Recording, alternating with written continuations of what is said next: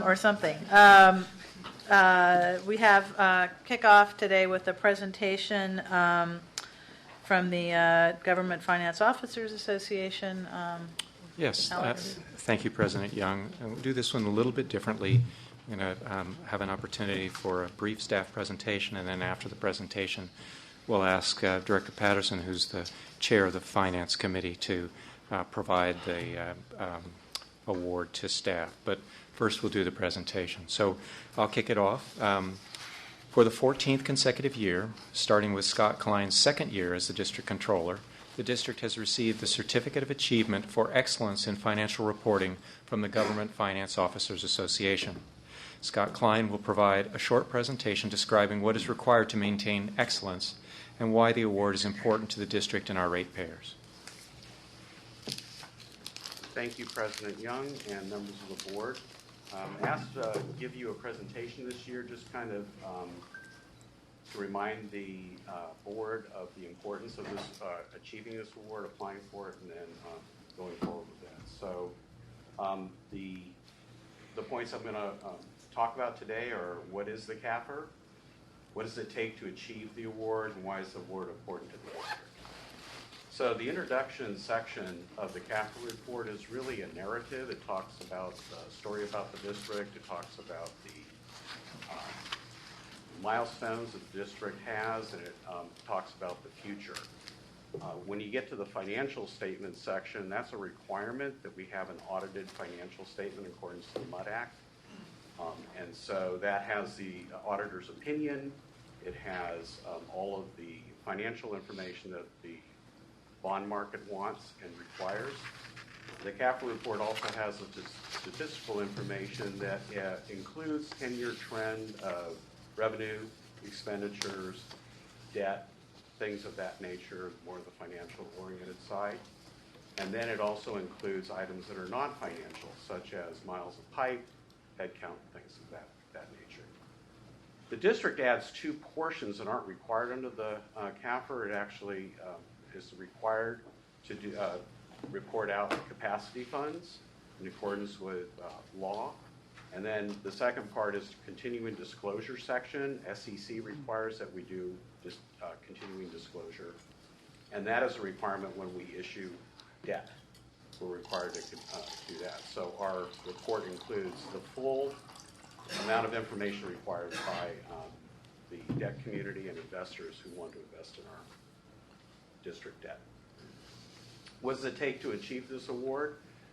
It requires an unmodified audit opinion. This morning, the auditors presented that report to the Finance Committee and went through the findings that they had at the time. It also requires acceptance by an impartial panel of judges. There's a 72-page checklist that we have to go through in order to comply with that.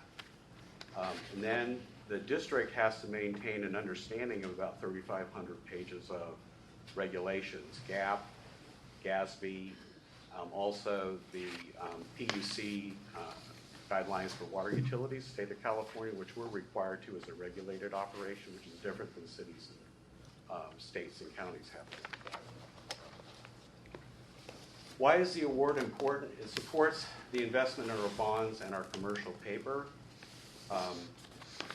Especially with commercial paper, the district also does, in addition to reporting out the financial report, is we do an unaudited quarterly financial statement to supplement that. And that's helpful with the extendable commercial paper market that we have quarterly reporting to assist the district maintain its AAA rating. Our district is set apart from other water and wastewater agencies. What we have is, there's 252 water and sewer utilities that actually earn this award in the United States. There are 605 substantial water utilities, so it's about 40% of them actually achieve this award and attain it. We do this award also to motivate staff to maintain that excellence and to keep up on current law. This has been a challenge for us because over the past 5 years, we've lost half of our staff due to the normal attrition that's occurring with everybody. But having this award as a goal for our staff helps us with cross-training. It helps with, hiring great staff, which we have. The new staff that you see here, there's new staff here that are achieving the award. So it's that quality that keeps us going. I look back, we're just get to the end here. I look back to our docs system, our document management system, and I saw a report from 1949 where we received a clean audit at that time. The pages, I think, was about 20 pages long, fairly simple, but we've maintained that excellence over that period of time. And I'm going to end with one statement, an email that was sent to us from Bank of America, the managing director. Impressive to have the audit available this early. We are 4 months ahead of everybody else in doing an audit. And by doing that, we're the first out the door to have to deal with a lot of the pronouncements and a lot of the regulations. And so as an organization, it takes a great effort from everybody in finance and throughout the district to make that happen. And as you can see right here, all of you will make your investors very happy. And that's the goal. With that, I'll close. All right. Thank you very much, Scott. So Director Patterson's going to present the award. It's a little heavy. It's made of marble. Hot plate. And various staff throughout the district provide critical information to ensure a clean audit and an award-winning report. And the core team here today responsible for final production consists of Yenny Coburn, Lawrence Fand, David Siu, Melody Wang, and Crystal Zhang. Join me in congratulating them. Thank you.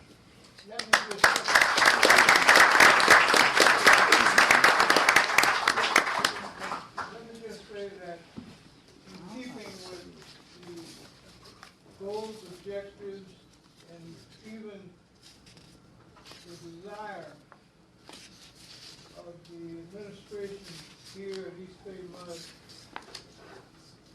The finance department is the engine that makes us run. All the other things come through that channel and by that channel, and it's accomplished. This is really not for that. It's for the method of presenting it so that it's understood and can be read. A panel of judges look at all of the water, well, all the agencies for that matter, not just water, and they determine East Bay MUD to get the Certificate of Achievement for Excellence in Financial Reporting. That is a top-notch honor, and that puts you in a special category that you represented as you made this happen. Congratulations to you, and congratulations come to you from all the staff whom you embrace by what you do. Thank you very much. Scott?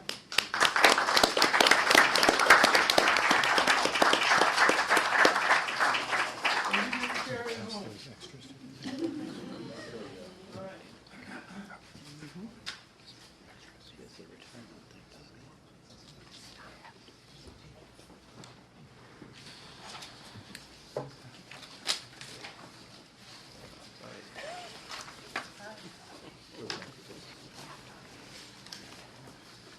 Okay, thank you. The next up, we have no announcements from closed session. And I do have one speaker card, Eric Larson from Local 444. Oh, I'm sorry, named out. Well, that tells me what I want to do in the next thing then. Are there any other speakers for public comment items that are not listed on the agenda? Okay. Marguerite, on behalf of Frank, I'd like to move item 9. We're not there yet? We're not at the consent. Oh, pull item 9, you Yeah. mean? Okay. Next, I'll go 1 through 4 and 6 through 8. I didn't even say the words consent calendar yet. Okay. Do we have a second for that? Can somebody second Doug that? seconded. Okay, Doug seconded. All right. So we will go to move items 1 through 4 and 6 through 8. All those in favor? Aye. That was everybody, with Director Mellon excused. On item 5. Oh, sorry, I was pausing there. Yep, so item 5 is an opportunity for the board to consider authorizing further resources for fully maintained and operated asphaltic cement and concrete saw cutting services. We continue to need these services, as is written up in the BD1, the board document. You'll appreciate that as a part of the last budget cycle, we added additional staff resources in this area. They are in the process of being recruited and still haven't come on board. Even with those resources, we would continue to need some outside saw cutting services. And we've been in regular communication with the local about the need for these resources. Maybe we can hear the public comment and then we can respond. Okay. And Madam Secretary, were we going to have the item shown on the screen? Mr. Larson, you'll have 3 minutes. Good afternoon, board, directors, general manager. I'm here to offer a comment on contract spending. Management is asking to increase a $5.2 million contract by an additional $1.2 million for concrete saw cutting, which has already been increased twice over the last year. The region here is booming. There's lots of work out there. And I know you don't want to lay people off when there's a turn down, because eventually it's a cycle and some of that work is going to go away. There won't be so much construction, hopefully sometime. And in negotiations with management, in an effort to reduce contract spending, we, Local 444, on the Contracting Out Committee, got 2 limited-term paving rakers flex-staffed from vacant carpenter and a vacant gardener position. They're not even new positions. And now you're going to spend $6.4 million over the next year for the regular and routine maintenance of the district's infrastructure. Management did add 2 new pipeline crews. We have 11 pipeline crews now for the pipeline rebuild. They added 22 new positions in the last budget cycle and 22 new positions in the budget cycle before. And that's a lot. But there's a lot of work out there, and it's not going away. And $6.4 million is a lot, too. We have a big system, and you need to create a sufficient number of positions for the regular and routine maintenance and operation of the system per the MUD Act. And these escalating contracts show that we're not doing that.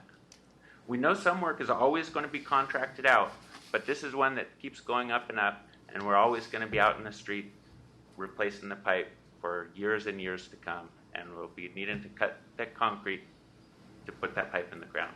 So that's what I'd like to offer you. Thank you. So, are there any particular questions that we can answer? I can bring forward our most knowledgeable staff representative to assist me. But we've been through this with the board during the budget cycle. I hope you appreciate our efforts to add additional staff to reduce fully maintained and operated contracts. And yet, you know that we are doing more work in the field. And saw cutting is one of those things that while we can add some staff, we will always need to have, we'll always see benefit from having contracts available to help us deal with the peaks, because it isn't something that is happening in a sort of every day the same amount of work. It ramps up in advance of a job and then can taper when jobs are in an excavation phase. And this job is narrowly defined. I mean, it's not somebody can't be a saw cutter and also do something else. Yeah, that is correct, and Clifford will speak. I don't want to get too far away from it. These are his, staff in his department, but that's generally correct. They come in.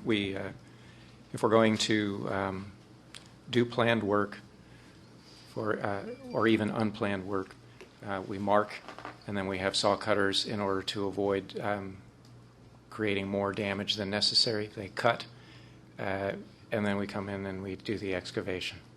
So just take it from there. So I'll just add, I mean, we certainly appreciate Local 44 working with management on this issue. We've been talking about the saw cutting as well as concrete and flagging as a combination. And I think to Director Linney, your point, we looked at this and said, you know, these are classifications that might be able to work in all three areas potentially. So we were looking at, in combination, how can we reduce those three FM&O contracts and not targeting individual ones because there were classifications that could work for all of them. In particular, for the saw cutting, the district forces, they do all the saw cutting for the maintenance side of the shop. Really what we contract out is for all the pipeline construction. And when we were going through the budget cycle, we brought these in as LT because in discussions with Local 444, we weren't sure how well district forces would perform doing production saw cutting. And so before we committed to bringing on permanent staff, we wanted to see how it would work as a pilot. And that was part of the discussion with Local 444 is let's pilot having district forces doing production saw cutting, look at the data, and then come back and make a decision during the next budget cycle of how we would fill our staffing plan. And are we far enough along in the pilot to have some sense of that? Well, the positions, we got those positions at the beginning of this fiscal year, so the first week of November are actually the hiring interviews. We did the testing earlier this month, so hopefully we'll have that staff on shortly. So by the next budget cycle, we should have a sense of it. Okay. And what's the cost comparison between having a contractor work on this and having our staff resources do it? I know it's kind of apples and oranges, but yeah, no, that's a good question. We spent a lot of time working with the budget office and actually walked Local 444 through the cost comparisons. So when we looked at the saw cutting, if we did it internally with district forces, if they worked at about the same efficiency as a contract, the costs were comparable. Similarly, for concrete work, when we looked at that as well, the costs were comparable that if they worked at the same efficiency as a contractor. Where it didn't make a lot of sense is flagging. We are far more expensive than any flagging contractor, which is why we decided to look at all three, because we do have district forces doing flagging. We can't bring flaggers all the time, and it was important not to focus in particular on these three, on just any individual FM&O contract, but these three combined. And the discussion we have with Local 444 is how can we reduce all three in combination as opposed to targeting these individually. thank you. Okay. So our hope is that we'll, in an effort to continue reducing the FM&O rather than increasing our contracting services, that this, in the next budget cycle, this will be one of the things we'll be hearing. We'll have the data to show how well we do that. How close we can get to covering it with district forces versus the peaks that we'll still need to contract out. Exactly. Okay. Do I have a motion? I'll move the item. Second.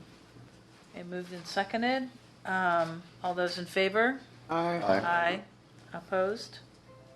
None. Motion carries. And item 9, Lisa, do you want to in I'll Frank's? leave that up to Alec. All Okay. right. Well, thank you.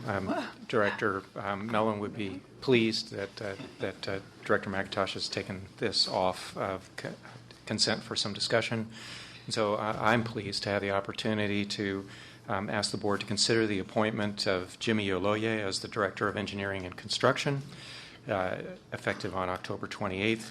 As you can see from the write-up here, Jimmy has had a lot of years of experience, 34 years of experience with the district in many different roles, and he comes to the district with a bachelor's degree in civil engineering from the University of Manchester Institute of Science and Technology, and he has a Master of Science and a Master of Engineering in civil engineering from Stanford University. So I hope that you will consider. Was it Stanford, you said?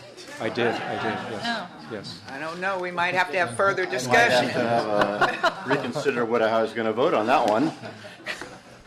Jimmy, why don't you come forward?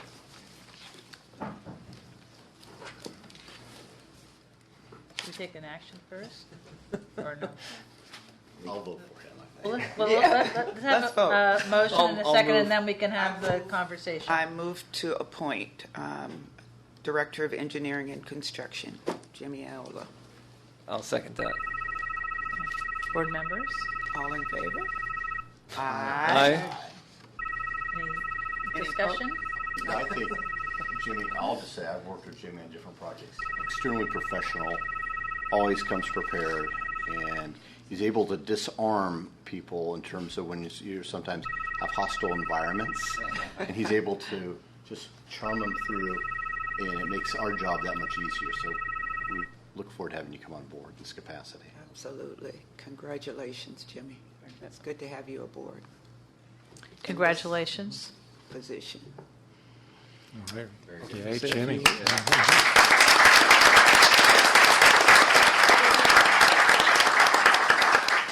Share a few thoughts with us? Yes, I will. Thank you, members of the board. I am honored, I'm humbled, and I'm excited to receive this appointment to the Director of Engineering and Construction.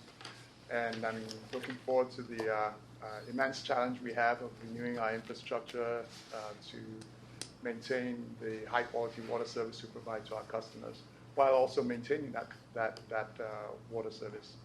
I have a few people I'd like to thank. First of all, Alex, thank you for putting your trust in me to be in this position. I appreciate it and look forward to working with you and the rest of the senior management team. I'd like to thank my wife, who's in the audience today, and my best friend. We've been married 32 years, and there's no way that I would be here professionally or personally without her support. And finally, I'd like to thank Xavier, the outgoing Director of Engineering and Construction, for his leadership at least for the 13 years that I've been the manager of the construction division, and for a lot of the guidance that he's provided.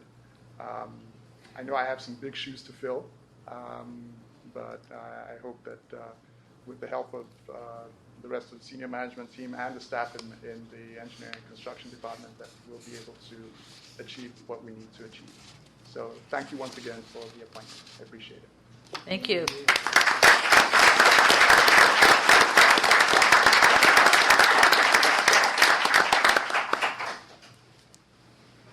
Okay, on to determination and discussion.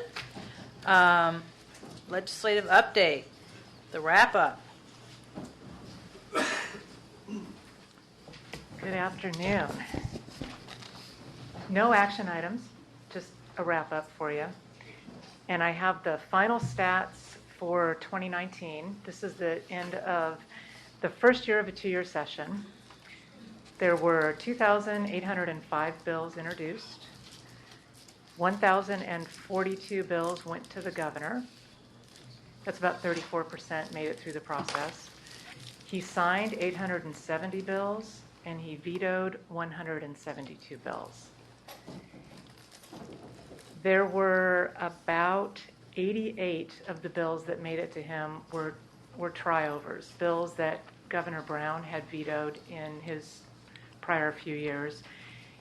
Governor Newsom signed 66 of those, and he vetoed 22 of those. So he's clearly setting his own path as governor at this point, at year one. East Bay MUD stats, we had 23 position bills. 11 were signed into law, 2 were vetoed, and 10 are two-year bills. So the mid-session report is in your packet, and it has a summary of all the position bills. And the very back page, thanks to Director Coleman's request last year, has a table that lists the bills by subject matter. So hopefully that makes it a little easier to wade through. Some of the highlights, I mentioned a few of these the last time we spoke. On the veto category, SB1 was vetoed. That was a measure that EBMUD supported, and that was the federal backstop bill. There has been a lot of conversation about that in the last month or so. This is one that I think will be back in some form next year. These conversations most certainly are not over. Has he indicated, I know like on SB5, he's indicated he's going to work with the author, in that case Wiener, on SB5. Has he indicated on SB1 that he's going to, with Atkins, work with her on this? We haven't seen anything formal on an announcement, but things are happening in real time. We're seeing more federal actions. There was another one today, and that may inform his approach and what he is willing to commit to publicly on the issue. And the voluntary agreement conversations are still ongoing, and that is wrapped up in this conversation. Sure. On chaptered bills, we talked about SB 200 and the budget action. That is the funding for the affordable and safe drinking water. And the action there now is going to be at the administrative level on implementation. If we see cleanup legislation next year may be a little too soon. We're not sure yet. But we know that the State Water Board is busy trying to hit the ground on this because they got money basically immediately. So they're trying to figure out how to get that money out and start making a difference in that area. On the 2-year bills, I wanted to mention two. SB 332, that was the bill that would prohibit the ocean discharges. So that would have prohibited us from discharging from the wastewater treatment plant. Senator Hertzberg has indicated that he will be back with that next year. Whether it's SB 332 or a different vehicle, we don't know yet. But we expect that conversation to be challenging next year. Has Hertzberg indicated any willingness to work with ocean dischargers on this issue? So far, we have not seen a willingness to step away from a pure mandate. And there's no financial, in his bill before, didn't provide any state financing to help cover the costs for dischargers. I mean, it'd be billions of dollars, I would assume, statewide. Correct. Well, correct. When we looked at it on the analysis that we did just for East Bay Mud, we looked at it with an assumption that we could comply. So the caveat here is that with the current regulatory framework, we could not comply. That aside, if we said, all right, we're going to do reservoir augmentation, our starting cost was about $8 billion. Mm-hmm. So the billions statewide is not unrealistic. And is NRDC is still sponsor? I don't know yet. I don't know. So far, we've heard the author's commitment. They were pretty committed last year, but we have not heard anything, a refresh at this point. Can you just refresh us on committees? Did it pass through any committees, or did it get stalled in a particular house or committee? It got stalled in appropriations. Okay. In the first house. I believe it was the first house. It never went. It didn't go to the floor of the. It didn't, because it was early in the process. Yeah, first house approach, so Senate side. So it has a long way to go. Yeah, it does. It does, and it's a heavy lift, most certainly from a policy perspective. He is a formidable author. He likes to do grand bills. Is there? I mean, I'm assuming the administration will have a point of view about this, especially given that the regulatory environment for being able to accomplish the objectives of the bill doesn't exist yet for most dischargers. That would be an important consideration, even for people that are in favor of doing it, that there are some very significant regulatory hurdles, even leaving aside the financial implications. And a real quick thing on the bill, was there any analysis done on the amount of greenhouse gases that would have been created in order to achieve this goal? We looked at it from East Bay Mud's perspective. Statewide, we haven't seen anything, but that was certainly an issue that we raised. And that is something that we would want to carry forward in next year's conversations. Another piece that's going on right now is the governor's water resilience portfolio approach. He's asked for comments. They're going to be putting that together. It'll be interesting to see how robust that is and how they're looking at water issues. And are they showing a willingness to move away from this siloed approach, which I would view that bill, into a more holistic approach where you are looking not only at how water resources are integrated, but looking at the impacts that go beyond water resources, where we talk about climate change, we talk about cost, we talk about environmental justice issues and other issues. I did see in one of his veto messages a concern that it was a siloed approach and that people do need to be looking more holistically. So that was at least a little hopeful nugget in a veto message. We'll see what the portfolio looks like, because that may help us as we're looking at bills like 332 and anything else that takes that more singular, myopic approach.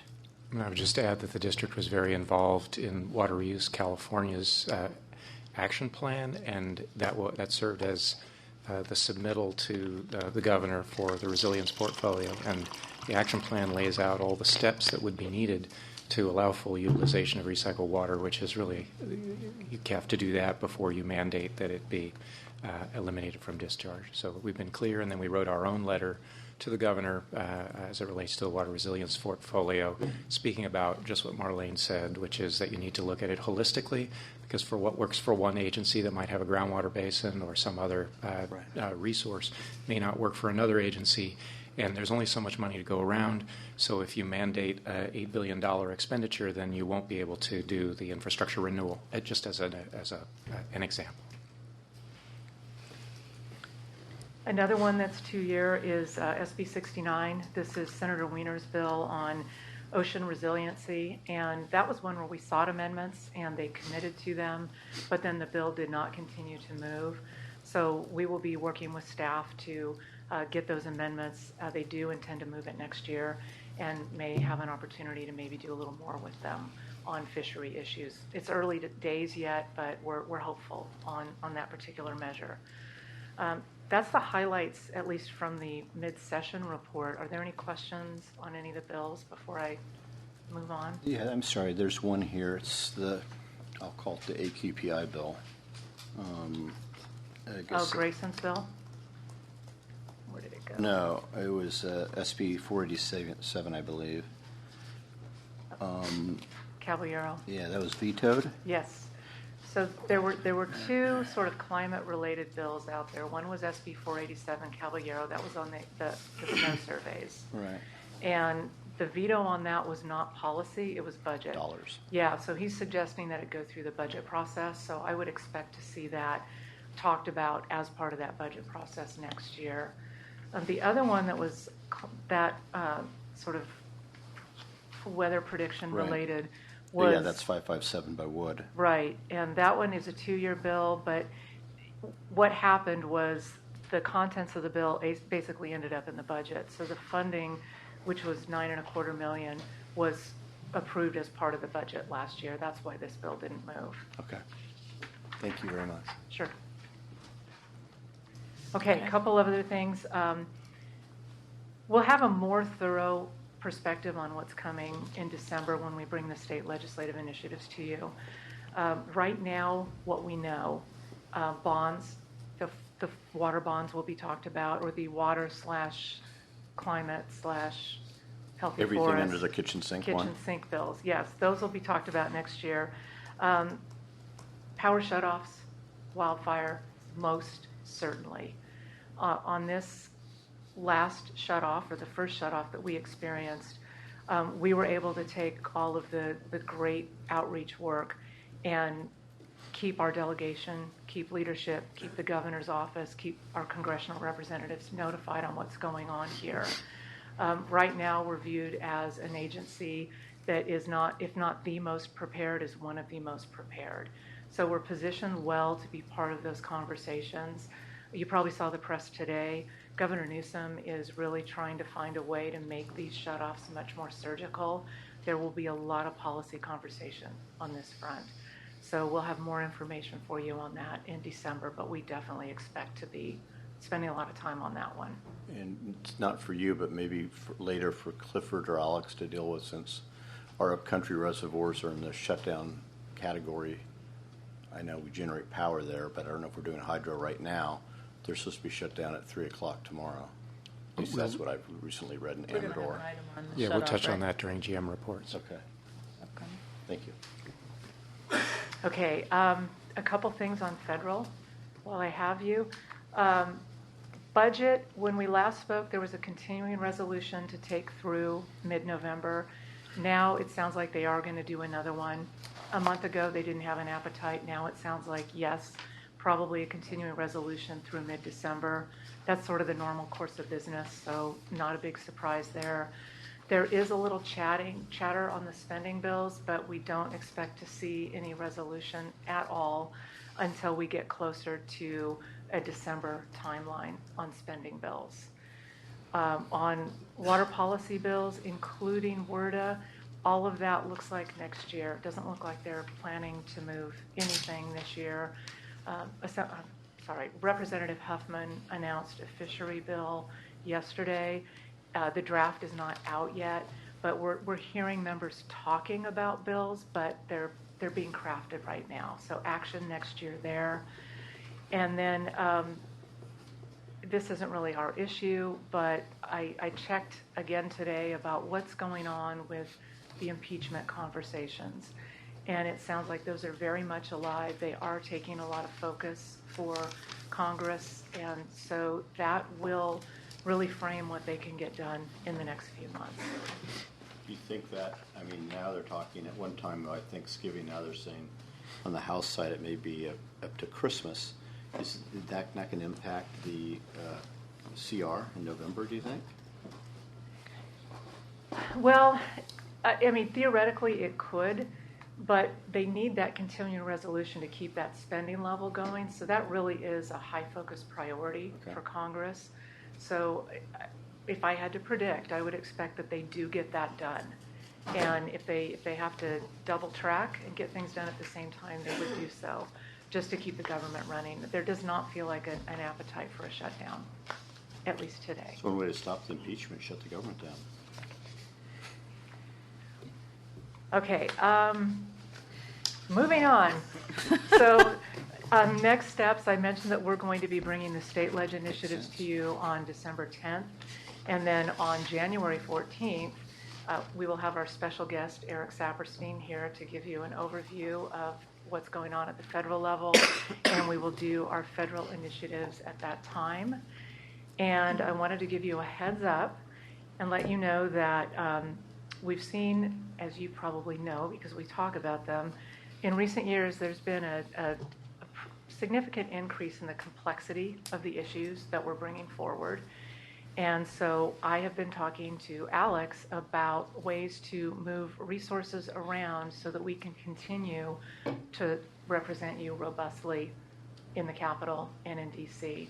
So we are recruiting for another special assistant position in the Sacramento office, and we hope to have the appointment before you for approval in December. Okay. And that's it. Andy? Yes, I just would like to make a couple quick comments about the PSPS issues, and if you're contributing to informal discussions as legislation or regulatory efforts are being shaped. The district spent $409,000 for our preparedness efforts, and reimbursement, I think, would be something to raise with the legislature or regulators. If departure from the current rule that there's no liability or indemnity by the utility for all of its customers' claims, it might be possible to draw a distinction or limitation to essential public services that might include not just water, but also hospitals, public safety facilities.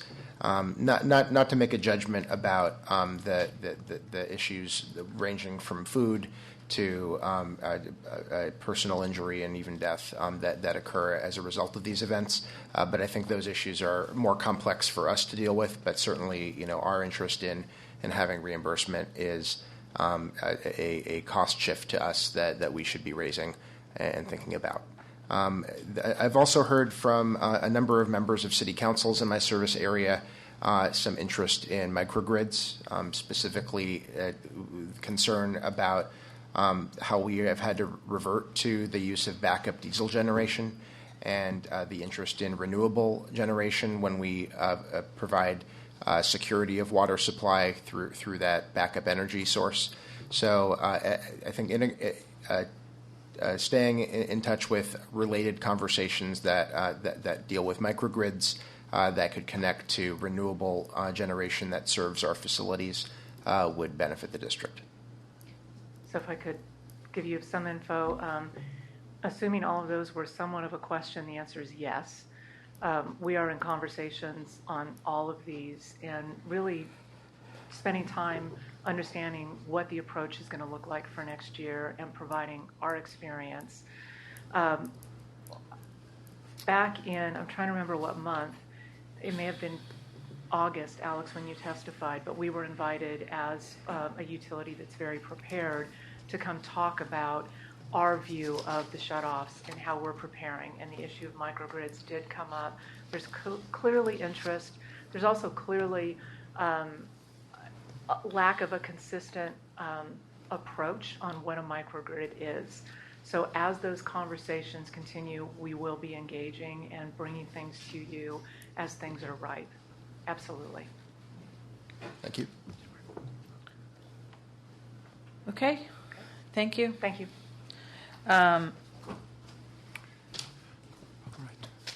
We have item number 11. Right.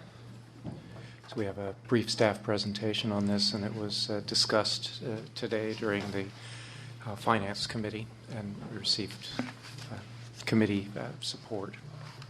This is also an action that was included last month when we provided the fiscal year 2020 financing plan. And may I just inject that the Finance Committee unanimously recommends it. Okay, so good afternoon, President Young and members of the board. I'll be giving a brief presentation on extending our standby bond purchase agreements, associated with a portion of our variable rate debt. So as was mentioned, this was in our fiscal 2020 finance plan, which you can see here, and we presented this to the board a month ago. As we discussed at that time, our standby bond purchase agreement with Wells Fargo is expiring this year, and this is why we're here today, asking to approve the documents to extend the agreement to 3 additional years. So as a reminder, our roughly $105 million in variable rate demand bonds are backed by liquidity facilities known as standby bond purchase agreements. We have 4 subseries of variable rate bonds. 2 of the subseries are backed by Wells Fargo and 2 are backed by U.S. Bank, as you can see here.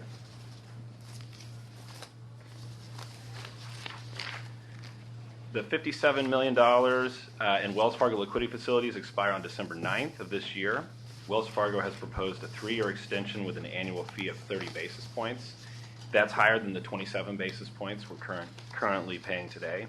Our financial advisor has analyzed the fee proposal, and they consider it low in the current market, and this is based on proposals they've received for other clients in California. Also, our financial advisor estimates that if we were to change liquidity providers, that would be an additional $110,000 in transaction costs. So a new provider, to offset that additional cost, would have to bid 23.5 basis points or lower, and our financial advisor believes that's very unlikely through an RFP process. So based on this analysis, we recommend extending the existing agreements with Wells Fargo for 3 years.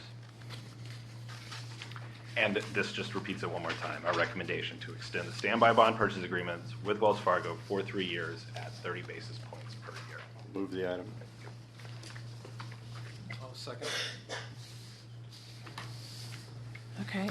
Just question. What are our basis points on the U.S. Bank? I have that here. I believe they're slightly higher than 30 basis points. wherever. That's not me trying to calculate things. You couldn't figure it out that fast. Yeah.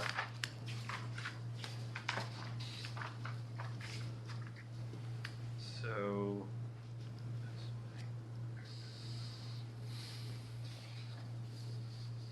32 basis points, and that was about a year and a half ago that we established that. So this is actually lower than that. 27 basis points where they were at was the lowest we had of anyone. It was actually exceptionally low, and they came. I seem to recall there were some issues that helped drive that. Right. Okay.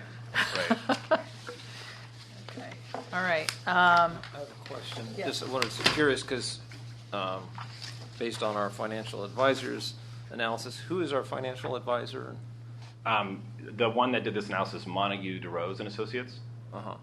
And do we hire them just for this, or they are our ongoing advisor for these kind of bonds? And that's a good question. So we have them on an ongoing retainer basis. In fact, their contract was recently renewed for 2 years, but then at the end of the 2 years, we're going to be RFPing again. So they've been our financial advisor for a while, and they're there to both help us issue bonds, which is a big effort when we have a bond issue, but also ongoing analyses like these.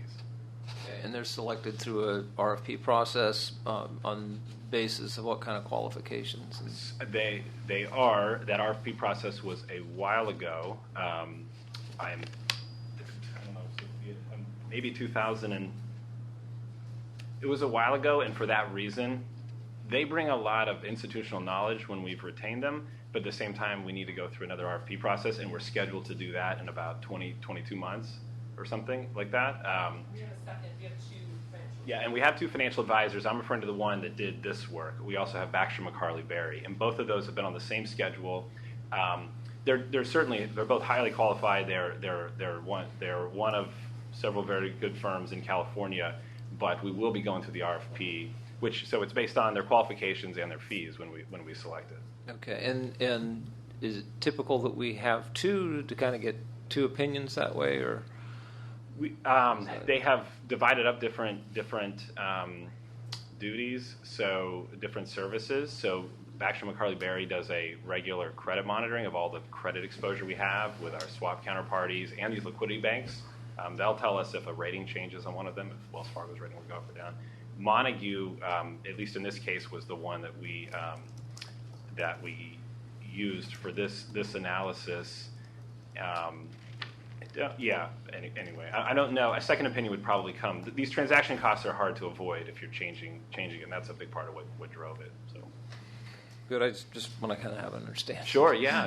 That's a good point. They're considered an independent financial advisor. Yeah. They themselves are not banks. So, for example, that becomes more important when you're doing bonds and we hire an underwriter. They are on our side to make sure that we're getting a good deal, because the underwriter is the one talking to the investors. And they're on our side. So they both would be considered independent financial advisors. And for what it's worth, they would have actually earned higher fees were we to change liquidity providers. They've shown independence and things like this. The better thing for the district. I'm assuming they have fiduciary responsibilities as well to us, a duty of loyalty to EBMUD. Yes. And that separation between them and investment banks has gotten greater and greater over time. Their industry is more and more regulated. Okay. Thank you. Sure. Yeah. Okay. We ready for a vote? I would move it. I think it's been moved and seconded already. Okay. All those in favor? Aye. Any opposed? Nope. Okay. We're good. Thank you. Right. General Manager's report. So we have a number of things here. Let me before we start. Lisa needs to leave us at 2:10, so when she gets up and leaves, you'll know why. It's not because of anything you said, Alex. All right. Thank you. Appreciate that. So the board is aware that we have a number of balls at play in terms of upcoming workshops, and so Sophia is going to provide a little presentation that helps the board understand how all the pieces fit together. We're doing an infrastructure workshop in November, and then in January we have an affordability/customer assistance workshop, and then in February we're doing long-term water supply, and in March we'll come back with some financial information, and then in May we'll have another financial workshop. So this presentation will help you understand how all the pieces fit together as it relates to long-term financial stability. I think you covered most of my slides, but I'll just go over them anyway. Yeah, well, just... I was just going to add to what Robbie answered, I think, most of the questions everyone had. With respect to the question about is it common to have co-FA, co-financial advisors, Director Linney, I would say it's not very common. It's more common among larger agencies, and so we are a large agency. We have, on occasion, used both of the financial advisors when we're selling debt. On this last transaction, we decided, kind of from a cost perspective, and just sort of, everything looked good. We didn't feel like we needed to, so we ended up only using Montague with respect to the last bond issue that we did. But I would say that it is not uncommon for larger agencies to have co-FAs. In this case, the other benefit that we have, and with respect to both of our bond counsel and our financial advisors, we have a pair of two, and we, in the case of our bond counsel and our co-financial advisor, those are both local and either women or minority-owned firms. So we're very proud to choose fantastic service providers that are also able to help us move forward our contract equity program goals. Great. Thank you. So now, with respect to these slides, the senior management team a couple of months ago, as Alex relayed, realized that we had a number of activities that were going on that were really linked to long-term financial stability, and so we wanted to take the opportunity to share sort of the overall roadmap with the board. And so you have a memo that's been provided to you in addition to an attachment, which has kind of a shrunken version of a whole series of, as you might imagine, a large Gantt chart of activities that are really linked to all of this. So with that, I'll focus first on the actual water rate activities, water rate fee activities. And so the first effort that's really underway currently is the SCC, or System Capacity Charge Study, on the water side. We completed an update on the wastewater side of our capacity fees as part of our cost of service study that we completed last year, and that was approved by the board at the end of our last fiscal year. So with respect to this SCC update, we went out to RFP. We received 4 proposals. We selected the proposal from Stantec as the best proposal to move forward with, and essentially that contract just got signed this last week. We'll be moving forward, and final recommendations from that study would be made at the May 2020 workshop with adoption in June. With respect to that SCC update, as we know, water use has really changed, particularly in the residential sector.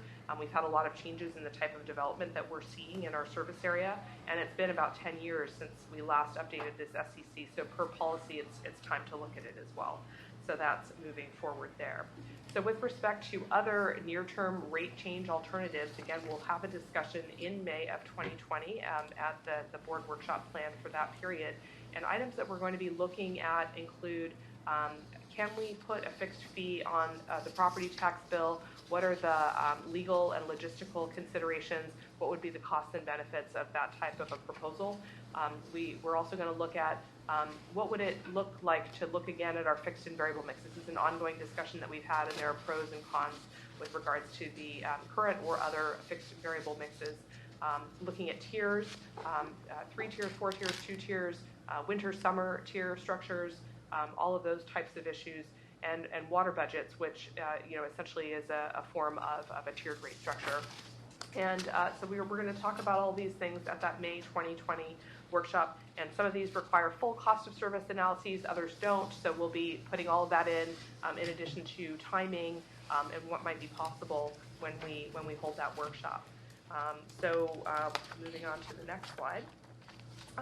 The other linked district activities include, as Alex had mentioned, the January 2020 board workshop, where we'll be giving an update on our CAP program, update on outreach, and on the efforts that have been made to meet with the cities, Berkeley, Oakland, and Emeryville with regards to sewer collection charges and a CAP program extension there as well.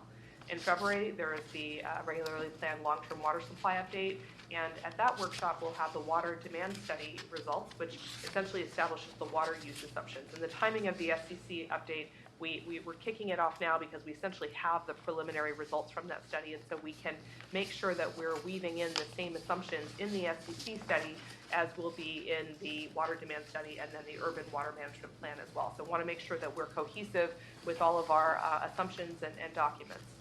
At the February long-term water supply update, workshop. There will also be updates on our AMI efforts, as well as on California regulations that are changing on indoor-outdoor water use, irrigable area, all of those types of things as well. We also want to note that our efforts on AMI, as well as California state regulations on irrigable area, water use, et cetera, can, of course, influence how a water budget-based rate or other type of rate structure could be implemented. So we just wanted to give you kind of an overview of these are all these activities. Yes, you're right, they're all linked, and give you kind of a roadmap of how staff is seeing this move forward. Thank you. Thanks, Sophia. I would just also add, as a sort of late breaking news, that staff, I've had the opportunity to meet with the city administrator's office in Oakland, and we did confirm that they actually put resources in for incremental movement towards having a customer assistance program that parallels the districts. So we're working with them on that, and so we'll be able to report out at the January workshop, but it looks like they've got the money to do the 5-year phase-in. Great. And then we're meeting with Berkeley later this week. So we hope to see movement there as well. Thank you. All right, the next thing we'd like to talk about is a little bit of a quick recap on public safety power shutoff experience. And we were thinking we would wait until December to provide all the lessons learned, but then there's further noise about how, or not noise, but further potential that this could happen again soon. So Kelly and Clifford will provide that information today. Good afternoon again. So PG&E is back in the news. I was actually just on a conference call with them at 12:30 where they were talking about their plans to de-energize 200,000 customers, mostly in the North Bay and the Sierra, starting tomorrow. Fortunately for us, there are no district facilities, both locally and upcountry, that will be affected. But they did share that there is another event that might start on Sunday that we're watching closely that might affect us. So here, locally or upcountry? Well, they weren't specific, but when you look at the National Weather Service, you're looking at some strong winds in the East Bay as well. So we're going to pay attention and see how that all plays out for us. And as Alex mentioned, we will be coming back in December, hopefully when fire season is over in December, and provide the lessons learned from this year. Today, we're going to give you an update on what happened 2 weeks ago and what we learned. But I would say overall, our planning and all our preparation paid off. And our staff, especially the field staff, did an incredible job responding to the event a couple of weeks ago. So just quickly on the timeline. So 2 weeks ago, we were notified about the potential shutoffs. They were going to start in the North Bay just after midnight, and then the East Bay, they were going to start around noontime. On Wednesday, just after midnight, they started shutting off power to about 500,000 customers. It took them 4 hours to shut off those 500,000 customers. Around noon, we were told that the shutoff in the East Bay, so Alameda and Contra Costa counties, that would be delayed till around 8 to 10 p.m. And we were just sitting and waiting for them to let us know whether it was going to happen. Around 10 o'clock, we called them again, and they said they hadn't made a decision yet. At 10:30 p.m., they gave us confirmation that the de-energization would begin, and literally 10 minutes later, they started shutting off power to the East Bay. It wasn't until 3:30 a.m. that all 140 of our facilities lost power. So it took several hours for them to shut off all the power. Around noontime on Thursday, they let us know that Alameda and Contra Costa counties got the all clear, which meant that PG&E could start inspecting the lines. And they started restoring power at 4 p.m. on Thursday. But you can see it wasn't until Friday, so almost 24 hours later, that we got power back to our last facility. And it was around 4 p.m. that we deactivated our emergency operations team. So this table just shows you what PG&E told us on that Monday before the PSPS event of how many facilities would be affected, and then the actual number that were de-energized. So they were pretty close. There was one more pumping plant that got de-energized that wasn't on their original list, and 2 distribution tanks that were de-energized that we didn't expect. This map shows all the pressure zones that were affected by the PSPS event. So just as a reminder, we have about 123 pressure zones, and about 30% of the pressure zones were affected by the PSPS event. So just looking at the numbers, we were operating on 27 portable generators, 2 stationary generators. Those were the generators at Orinda and Lafayette water treatment plants. and 4 portable pumps. If you look at the 2 photos, that just shows staff deploying the portable equipment, and again, they did an incredible job. However, when you look at the labor hours, as you can imagine, this was a very disruptive event. For that 1 week response, that was 2,400 hours of district labor respond to the event, of which 351 hours was overtime. In terms of dollars, that's about $290,000 of district labor. That doesn't include, we don't have all the fuel cost numbers yet, so it doesn't include the fuel. And as Director Katz had mentioned, it doesn't include the $409,000 that we spent to rent the 29 generators for the fire season. So it's safe to say it went over 700,000. Yeah, so I would say, if we just got stuck with just the one PSPS event, you're looking at about $750,000 to prepare and respond to one PSPS event. So, well, and it's also does not include that $700,000 does not include the opportunity costs associated with what those 2,000 hours of regular time hours would have been doing had the shutoff, not happened to accomplish our mission and priority objectives. So it's, I'd add that, that's equivalent, I think. Exactly. It's all extra, so. Yeah, the 351 hours was of overtime. That was extra, but if you look at that 2,100 hours of time, that was work that, we could have been doing something else. So that's my part. Kelly is going to talk about the communications. So communications was a big part of our PSPS preparation, and she's going to share with you how that went. Okay, so as Clifford mentioned, preparation was a huge part of this whole response, and we had done a ton of communications preparation for this event in the lead up to it over the summer months.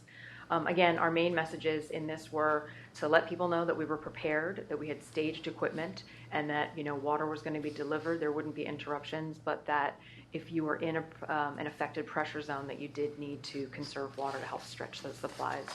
So in terms of what we put out there, we did a number of media interviews following 2 media advisors and a press release that we sent out to about 100 Bay Area contacts.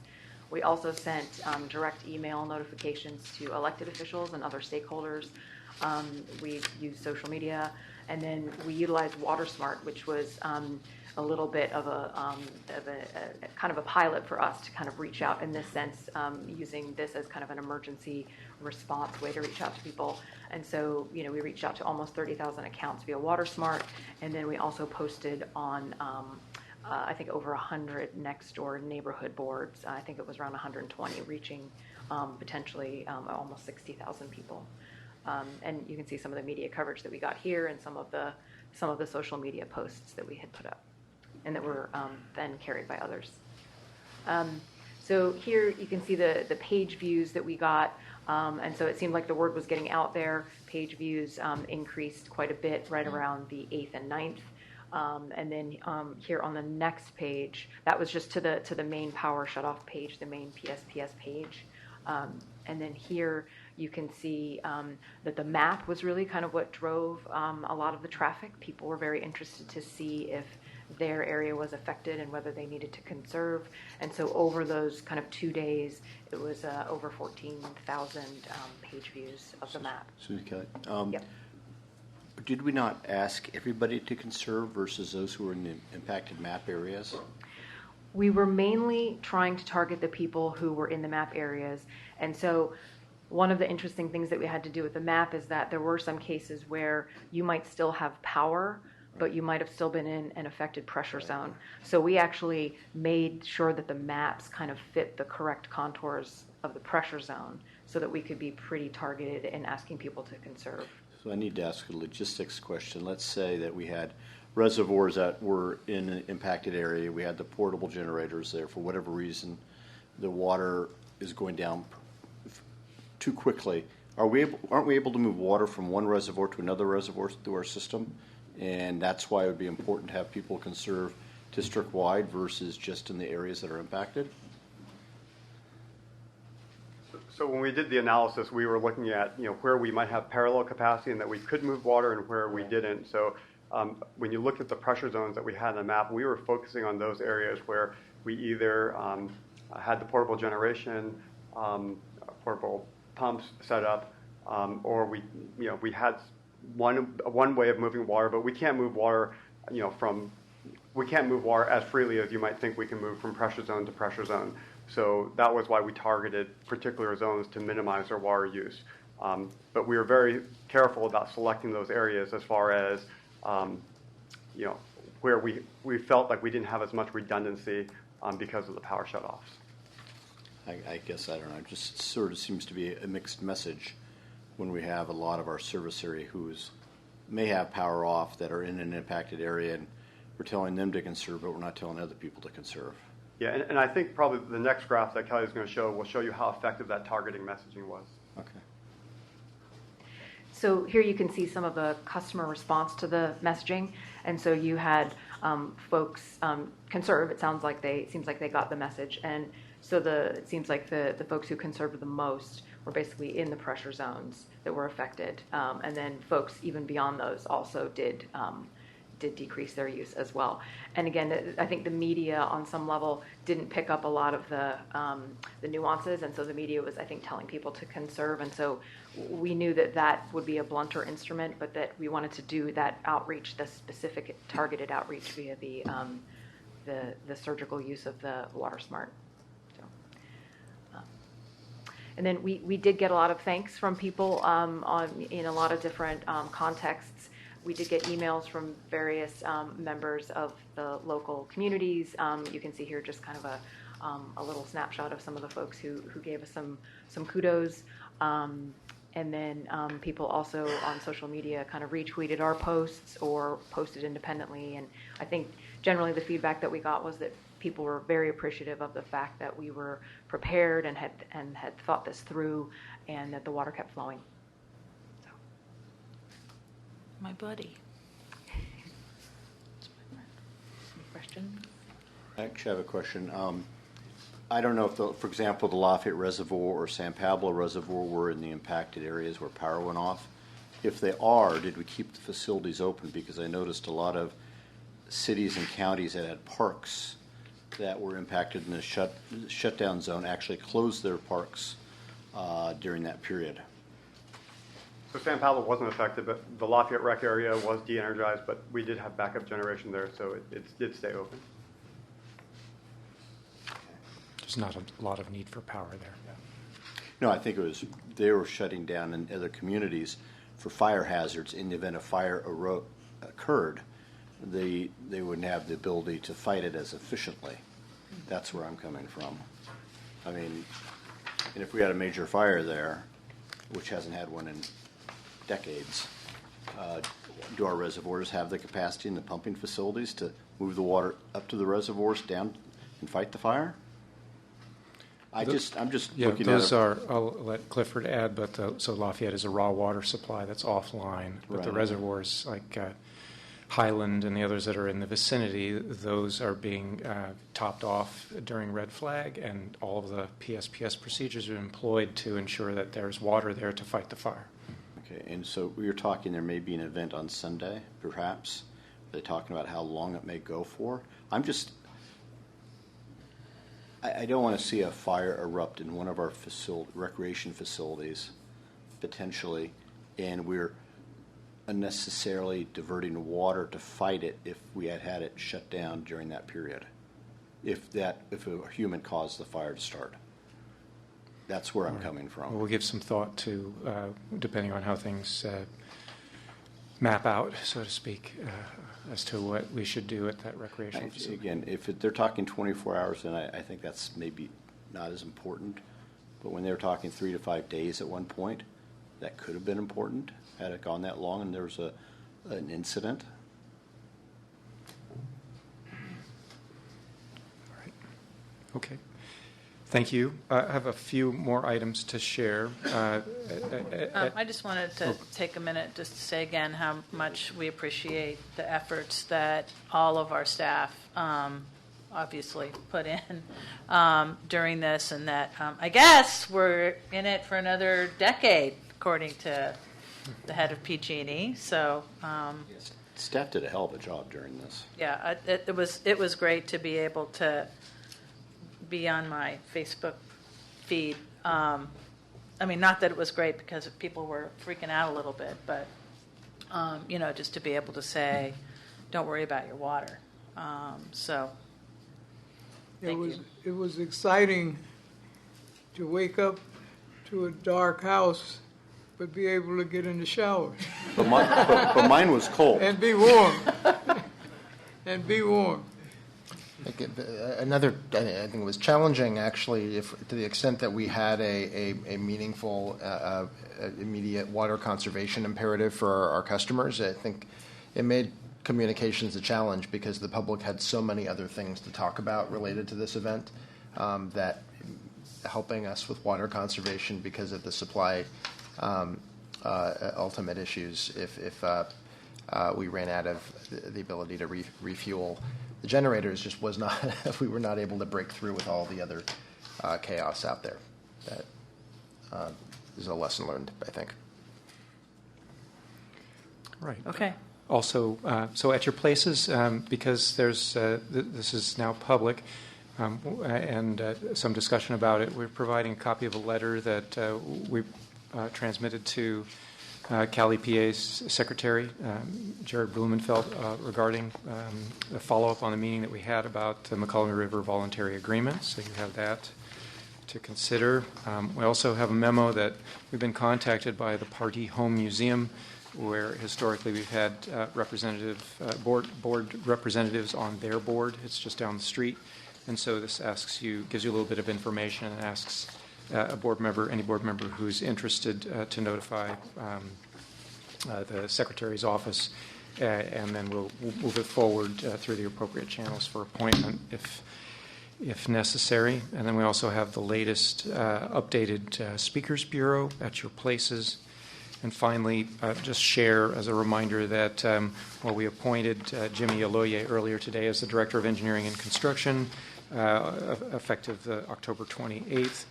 Xavier Arias, our current director for the last 33 years, is going to be retiring, and so we have an event planned for him in the Training Resource Center. I think he's already there. He left as soon as Jimmy was appointed. He was out the door. That's all I have. Thank you. Okay, thank you.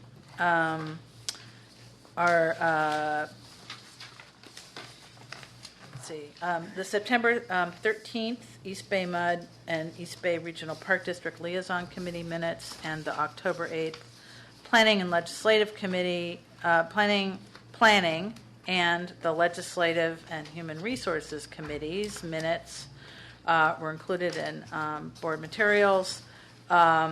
And we did have meetings this morning from the Sustainability and Energy Committee, as well as our Finance Administration Committees, and got reports from Director Linney and Director Pattison on both of those. So the Sustainability and Energy Committee met this morning at 8:15. We received information on our annual sustainability report, on the 2018 greenhouse gas inventory, important discussion on the energy policy update. Staff is recommending that we move our goals, combine the goals for both our direct and indirect emissions to a net zero by 2040. There was also discussion for being a little more aggressive than that, and staff is going to look into that. We also got an update on the biosolids management program, as well as the resource recovery program update. And the item on the agenda, climate change monitoring and response plan, was held over until the next meeting because we had such interesting discussions about the other items. Okay, thank you. Yes, the Finance and Administration Committee met this morning at 10 a.m. We received several very important, highly structured, and great financial reports for fiscal year 2019. The extended standby bond purchase agreement you heard was on the agenda, just approved. The monthly investment transaction report, quarterly financials, investment policy certification, and fiscal year 2019 annual power sales. All of them were powerful, including the power sales, which were up by $6 million. The fiscal year 2019 Key Performance Indicators report was held over, and it will be presented at the next Finance Committee meeting. There it is. Okay. Item 14, please submit other items for future consideration to the general manager. Item 15 is director comments.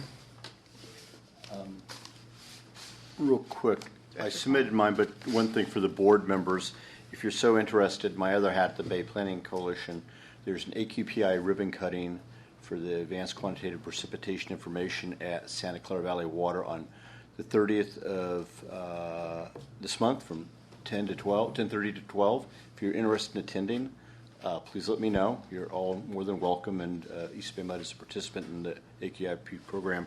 The other thing, just for the record, since Zav left, I'd like to, for the record, say he did a phenomenal job in his capacity, and I was hoping he'd be here, and something could have been said, but I'd like the record at least to reflect how much I appreciate all his hard work over the years.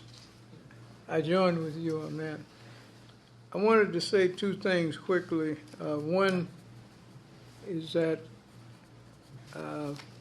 most of you don't know, but my wife was in surgery last week, and she came out of it in grand fashion. I just wanted to say that some of the staff here and my church, many prayers went up for her. And to the doctor's comment, everything came out A-OK. That's the first of two surgeries that she's scheduled for. And I just wanted to thank everybody. And the second one is, when you get back on your schedule, I hope to be at the gala on Wednesday, African American. Thursday, yes. I'm back on your schedule. All right. Okay. I think many of us are hoping to give Zav a personal send-off at his retirement interview. Is that what it's being called? All these events are getting more creative as more people, more of our long tenured staff head off into retirement. So with that, we will adjourn to our next regular meeting of the Board of Directors to be held at 1:15 on Tuesday, November 12th. Thank you very much.